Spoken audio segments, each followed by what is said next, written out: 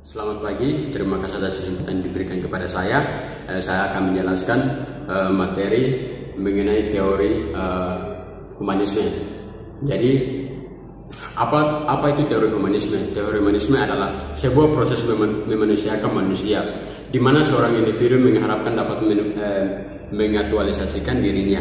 Artinya, seorang dapat mengaktualisasikan kemampuannya sendiri untuk diterapkan dalam lingkungannya. Jadi teori humanisme mengembangkan pada kognitif dan afektif yang mempengaruhi proses belajar dari sekian banyak. Jadi menurut para ahli, Abraham Maslow adalah di dalam diri manusia terdapat dua hal yang digunakan untuk memenuhi kebutuhan yang hierarki, yaitu yang pertama, suatu usaha yang positif dan berkembang. Yang kedua, kekuatan untuk melawan dan menolak perkembangan itu. Dan ada beberapa prinsip dari teori humanisme. Yang pertama, manusia mempunyai belajar alami, dan yang kedua, belajar signifikan terjadi apabila materi pembelajaran dirasakan murid mempunyai relevansi dengan maksud tertentu, dan yang ketiga, belajar dan yang menyangkut perubahan di dalam persepsi mengenai dirinya, dan yang keempat, yaitu tugas belajar yang mengancam diri ialah lebih mudah dirasakan bila ancaman itu kecil.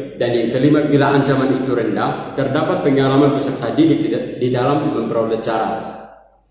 Dan yang keenam, belajar yang bermakna diperoleh jika peserta didik melakukannya. Dan yang ketujuh, yaitu belajar yang bermakna diperoleh jika peserta didik melakukannya. Dan yang kedelapan, belajar yang melibatkan proses diri seutuhnya dapat memberikan hasil yang mendalam. Dan yang kesembilan, kepercayaan pada diri pada peserta didik ditumbuhkan dengan membiasakan untuk melawan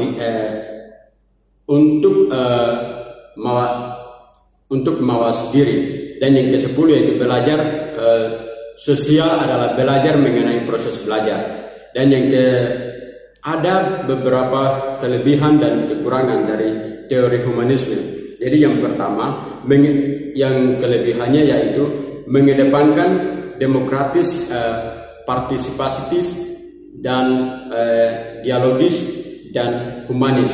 Dan yang ketiga yaitu suasana yang saling menghargai. Dan yang ketiga yaitu peran aktif peserta didik. Jadi ada kekurangan dari teori humanisme. Yang pertama, pengujian yang tidak mudah. Yang kedua, beberapa konsep masih buram dan subjektif. Dan yang ketiga yaitu kreativitas yang sering disalahgunakan. Dan yang keempat yaitu pemikiran yang tidak terpusat. Jadi di sini ada beberapa penerapan teori belajar humanistik dalam pembelajaran. Jadi untuk terciptanya iklim kelas yang memungkinkan terjadinya belajar bermakna menurut teori belajar humanistik, ini ialah sebagai berikut. Yang pertama, yaitu terimalah peserta didik apa adanya. Dan yang kedua, kenali dan bina minat peserta didik melalui penemuannya terhadap dirinya sendiri. Dan yang ketiga, usaha sumber belajar yang mungkin dapat diperoleh peserta didik untuk dapat memilih dan menggunakannya. Dan yang keempat yaitu guna pendekatan inquiry discovery. Dan yang kelima yaitu tekankan pentingnya penilaian diri sendiri dan biarkan peserta didik mengambil tanggung jawab untuk memenuhi tujuan belajarnya. Dan contoh penerapannya kita akan melihat yang berikut ini. Pembelajaran berdasarkan teori humanistik ini cocok untuk diterapkan pada materi-materi pembelajaran yang bersifat pembentukan kepribadian, hati nurani, perubahan sikap, dan analisis terhadap fenomena sosial. Bagaimana dengan pengaplikasian teori belajar humanisme? Aplikasi teori belajar humanisme sebagai berikut. 1. Peserta didik. Siswa berperan sebagai pelaku utama atau student center yang memaknai proses pengalaman belajarnya sendiri.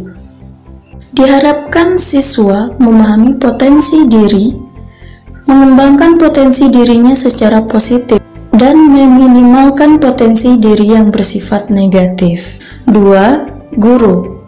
Dalam pembelajaran humanisme, peran guru adalah menjadi fasilitator bagi peserta didiknya dengan cara bermotivasi dan memfasilitasi pengalaman belajar dengan menerapkan strategi pembelajaran yang sesuai terhadap kebutuhan peserta didik, sehingga akan tercipta suasana yang aktif yang tentu diikuti dengan penyampaian yang sistematis.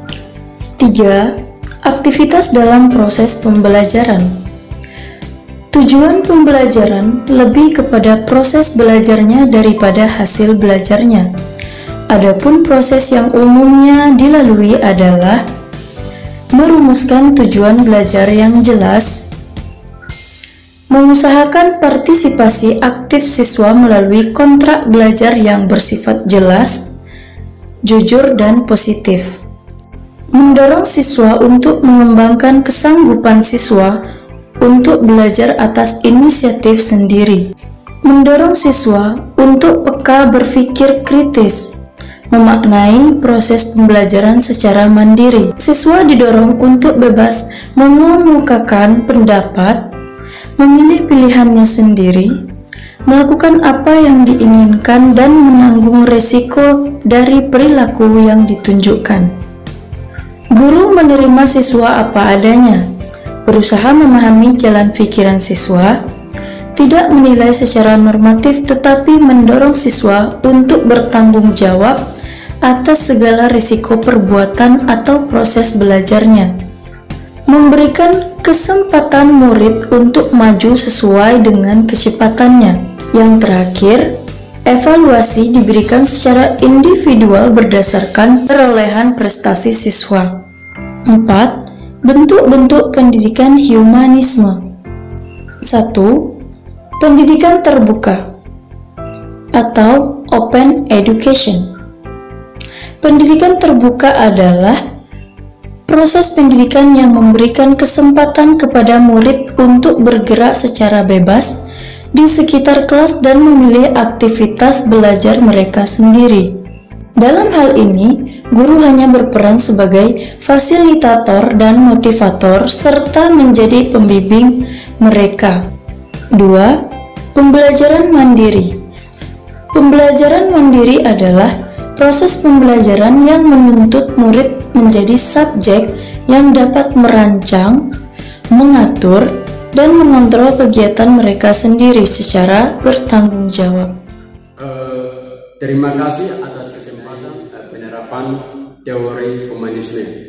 Sekian, selamat.